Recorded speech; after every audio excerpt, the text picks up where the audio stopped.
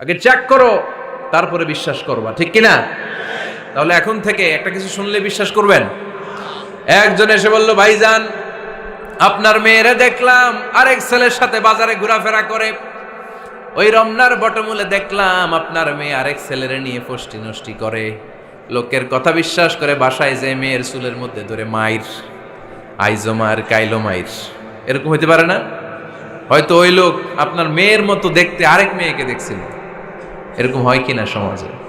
একজন এসে বললো, ভাই আপনি এখানে ভাবিরে তো দেখলাম ওই জায়গায় আরেক লোকের সাথে ঘোরাফেরা করতেছে, খবর রাখেন না বাসা? আপনি রেগে মেগে, ঘটনা কি? আমার খেয়ে আমার পরে আরেকজনের সাথে, যে এই বাড়িতে যে মায়ের, কোনো কথা নেই। দেখবেন যে ছোট্ট মারামারি থেকে এই ঘটনা অনেক সময় বিচ্ছেদ বা ডিভোর্স পর্যন্ত গড়ায়, ঠিক কিনা? ওই যে শোনা কথায় কান দিচ্ছেন, ফাতাবাইয়ুন, আপনি চেক করেন নাই। হয়তো আপনার স্ত্রীর মতো দেখতে বা আপনার স্ত্রী যে জামা পরে, যে পোশাক পরে, এরকম পোশাক পরে আরেক নারীকে দেখছে, আপনার বউ না এটা।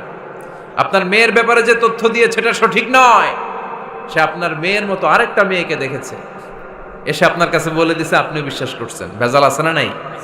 এই ভেজালগুলোকে থামানোর জন্য কোরআনে এই বিধানগুলো নাজিল করেছে কে? তাহলে ফরিদপুরের ভাইয়েরা, সমাজটারে সুন্দর রাখার তথ্য একটা শুনলেই বিশ্বাস করবেন না। সিলে কান নিয়ে গেছে শুনলেই সিলের পিছনে দৌড়, নাকি? কি করবেন? আগে কানে হাত দিয়ে একটু দেখবো কান দুইটা আছে না নাই, তারপরে চিলের পিছনে দৌড়ানো। তাহলে এখন থেকে আমরা তথ্য একটা শুনলেই বিশ্বাস করব। তাহলে কি করবেন? বলতে হবে কি করবেন? যাচাই বাছাই, জাস্টিফিকেশন অফ দ্য নিউজ। কোন নিউজ জাস্টিফিকেশন ছাড়া আমরা প্রচার করব, বিশ্বাস করব, শেয়ার করব না। আল্লাহ বললেন, ইয়া আইয়ুহাল্লাযীনা আমানু লা ইয়াসখার কওমুম মিন কওম। ওহে আমার ঈমানদার বান্দারা, শোনো শোনো, খবরদার কখনো কোনো মুমিন বান্দারে ঠাট্টা করো না, অবজ্ঞা করো না, ঠাট্টা করো না।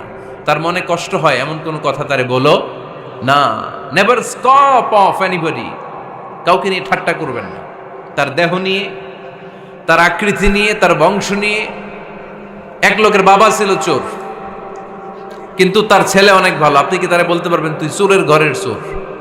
বলতে পারবেন? চুরি করছে বাবা, ওর কি দোষ? কথা বলেন। এগুলো কবিরা গুনাহ। আওয়াজ করে বলেন তো, কি গুনাহ? কবিরা গুনাহ। কারো আকৃতি নিয়ে, আমার ফরিদপুরের কলিজার টুকরা যুবক ভাইরা, কারো আকৃতি নিয়ে কখনো অবজ্ঞা করবে না, তুচ্ছ জ্ঞান করবে না। এটা কবিরা গুনাহ, এটা আল্লাহ খুব অপছন্দ করেন। এর কারণ আকৃতিটা আমাদের হাতে নাই। আমাদের কারো নাক লম্বা, কারো খাটো, আমরা কেউ কালো, কেউ সাদা, আমরা কেউ স্মার্ট, কেউ অন্যরকম। তো এই যে আমাদের এক এক ধরনের আকৃতি, এটা কি আমি বানাইছি? আপনি বানাইছেন? দিছে কে? এই জন্য কারো দেহের গঠন নিয়ে যদি আপনি অবজ্ঞা করেন, এটা প্রক্ষান্তরে আপনি স্রষ্টাকে নিয়ে অবজ্ঞা করলেন। কারো দেহের আকৃতি নিয়ে যদি আপনি তুচ্ছ করেন, তাকে তুচ্ছ করেননি, আমার রবকে আপনি তুচ্ছ করেছেন। চিল্লায় বলেন ঠিক কিনা? খবরদার, তুই কালু, তুই লম্বু, তুই মোটু, তুই কানা, তুই রোহিঙ্গা, আছে না নাই? ইদানিং ইদানিং এটা খুব চলে। এই রোহিঙ্গা নামটা আছে না? ফরিদপুরে এগুলো ঢুকে নাই না? আমাদের ওইদিকে দেখি কি অবস্থা, কারোর সাথে কেউ লাগলে তুই রোহিঙ্গা। কি আশ্চর্য, এই গালি কবে আসলো? হ্যাঁ, অনেক ধরনের গালি। ঢাকায় আর একটা চলে ফইন্নির ভূত, কি বলে? এই এগুলো আগে শুনি নাই আমরা, রিসেন্ট এগুলো বলা শুরু করছে, ফইন্নির ভূত, রোহিঙ্গা।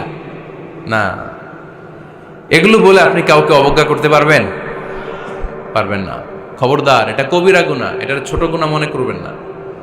কারণ আকৃতি নিয়ে তুচ্ছ করা যায় না, কারণ আকৃতি দান করেছে কে? হুয়াল্লাযী ইউসাউইরুকুম ফিল আরহামি কাইফা ইয়াশা, লা ইলাহা ইল্লা হুয়াল আজিজুল হাকীম। তিনি এমন সত্তা যিনি তোমাদের চেহারার অবয়ব দিয়েছেন, তোমাদের আকৃতি দান করেছেন তখন যখন তোমরা মায়ের পেটের ভেতরে ছোট্ট জোকের মতো ছিলা। মায়ের পেটের ভেতরে আমরা যখন সবাই এত ছোট্ট, তখনই আমাদের চেহারার আকৃতি দিয়েছে কে? কে সুন্দর হব, কে ছেলে হব, কে মেয়ে হব, কে মোটা হব, কে চিকন হব, আমার ইচ্ছা হয়েছি? আওয়াজ করে বলতে হবে, কার ইচ্ছায়? প্রত্যেককে যদি আল্লাহ প্রত্যেকের নিজের চেহারা ডিজাইন করতে দিতেন, আল্লাহ যদি বলতেন তোমার চেহারাটা কেমন হবে তুমিই ডিজাইন করো, তাহলে আপনি আপনারা কেমন বানাতেন? হ্যাঁ বলেন, ফরিদপুরের ভাইরা বলেন, সুন্দর করে বানাতেন তাই না? সবচাইতে স্মার্ট, সবচেয়ে সুন্দর করে আমি আমার চেহারাটা বানাতাম যদি আমাকে ডিজাইন করার সুযোগ দেওয়া হতো। কিন্তু এই সুযোগ তো আল্লাহ দেন নাই। ডিজাইন স্বয়ং করে দিয়েছেন কে? কোন নারীকে যদি আল্লাহ বলতে এই নারীরা তোমাদের চেহারা কার কেমন লাগবে তোমরা বানাও, প্রত্যেক নারী কি করতো? বিশ্ব সুন্দরী করে নিজেকে বানাতো। খুদ ধরার মতো কোনো জায়গা সে নিজের জন্য রাখতো না, ঠিক কিনা? কিন্তু এটা আল্লাহ দেন নাই। এই আকৃতিটা আমাদেরকে সরাসরি দান করেছেন কে? খবরদার, আমাদের অনেকে বিকলাঙ্গ, আমাদের অনেকের হাত ছোট, পা বড়, দেখতে মোটা, কেউ চিকন কেউ কালো। খবরদার, কারো আকৃতি নিয়ে কখনো কোনো অবজ্ঞার সুরে, ঠাট্টার সুরে কোনো কথা আমরা বলবো না। রাজি আছেন? সবাই রাজি আছেন? আল্লাহ রাসূল সাল্লাল্লাহু আলাইহি ওয়াসাল্লামের এক সাহাবী ছিল, নাম ইবনে মাসউদ রাদিয়াল্লাহু তাআলা আনহু। ওনার পায়ের নলা ছিল খুব চিকন, অস্বাভাবিক চিকন, স্বাভাবিক না। তো উনিও এটা ঢেকে রাখতেন, দেখাতেন না কাউকে। একদিন উনি খেজুর পাড়ার জন্য খেজুর গাছে উঠলেন। খেজুর গাছে ওঠার পরে নিচ থেকে সাহাবারা পায়ের চিকন নলা দেখে ফেলছে। দেখে সবাই হাসি, সবাই হেসে কুটি কুটি। বিশ্বনবী বললেন, হেসো না, খবরদার, আমার ইবনে মাসুদের পায়ের চিকন নলা দেখে হেসো না। আমার ইবনে মাসুদের এই পায়ের চিকন নলা যদি মিজানের পাল্লায় উঠিয়ে দেয়া হয়, কিয়ামতের দিন উহুদ পাহাড়ের চেয়েও ভারী হয়ে যাবে। খবরদার, আমার ইবনে মাসুদকে আমার আল্লাহ অনেক পছন্দ করে, তার পা চিকন দেখে তাকে তুচ্ছ করো না। আল্লাহর হাবিব সাল্লাল্লাহু আলাইহি ইসলামের 11 জন স্ত্রীর মধ্য থেকে একজন স্ত্রী ছিলেন একজন স্থূল আকৃতির, অবিসিটি ছিল, একটু মোটা। ওনার নাম ছিল সাফিয়া রাদিয়াল্লাহু তাআলা আনহা। আম্মা জান আয়েশার সাথে একবার সাফিয়ার ঝগড়া।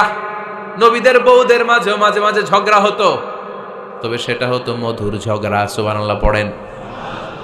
আম্মা জান আয়েশা রাদিয়াল্লাহু তাআলা আনহার বাসায় একদিন বিশ্বনবী বসা ছিলেন। আরেকজন স্ত্রী, বিশ্বনবীর আরেকজন স্ত্রী রান্না করে কিছু খাবার আম্মা জান আয়েশার ঘরে পাঠিয়েছেন। এক দাসী দিয়ে বলল, যাও এটা আয়েশার ঘরে দিয়ে আসো, কারণ নবী আয়েশার ঘরে। আম্মা জান আয়েশা রাদিয়াল্লাহু তাআলা আনহা বললেন, এগুলো কি? ওই দাসী বলে, তরকারি। কে দিছে? অমুক স্ত্রী। কেন দিয়েছে? আমি কি রান্না করতে পারি না? তোমরা রান্না তোমরা খাও। এই কথা বলে পাতিল সহ উড়ায় মারছে চেহারার মধ্যে। এর কারণ ওনারা মানুষ ছিলেন, মানবীয় ব্যাপারগুলো ওনাদের মধ্যেও কাজ করত। আবার এক স্ত্রী ঝোল দিয়ে রান্না করে কিছু খাবার নিয়ে এসেছে। আম্মা জান আয়েশা রেগে মেগে ওই ঝোল নিয়ে ওই স্ত্রীর গালের মধ্যে মেখে দিয়েছেন। বিশ্বনবীর আরেক বউয়ের গালের মধ্যে ওই ঝোল লাগাই দিচ্ছে। এবার ওই স্ত্রী বিশ্বনবীর কাছে যেয়ে বলে, ইয়া রাসূলুল্লাহ, দেখেন আয়েশারে আপনি বেশি আদর করেন তো, দেখেন কি করে আমাদের সাথে। এই যে আমাদের গালের মধ্যে ঝোল মাখাই একেবারে মেকআপ বানাই দিচ্ছে। বিষ্ণু ইসা ইসলাম বললেন, তাই আয়েশাকে ডাকো। আম্মা জান আয়েশা রাদিয়াল্লাহু তাআলা আনহা আসলেন। আল্লাহ রাসূল সাল্লাল্লাহু আলাইহি ওয়াসাল্লাম বললেন, তুমি কি আমার এই স্ত্রীর সাথে এমন আচরণ করেছো? আম্মা জান আয়েশা বললেন, করেছি। কেন? আম্মা জান আয়েশা বললেন, তখন মেজাজটা গরম ছিল, এখন বুঝতে পারতেছে আসলে এই কাজটা করা ঠিক হয় নাই। এবার বিশ্বনবী বিচার করবেন।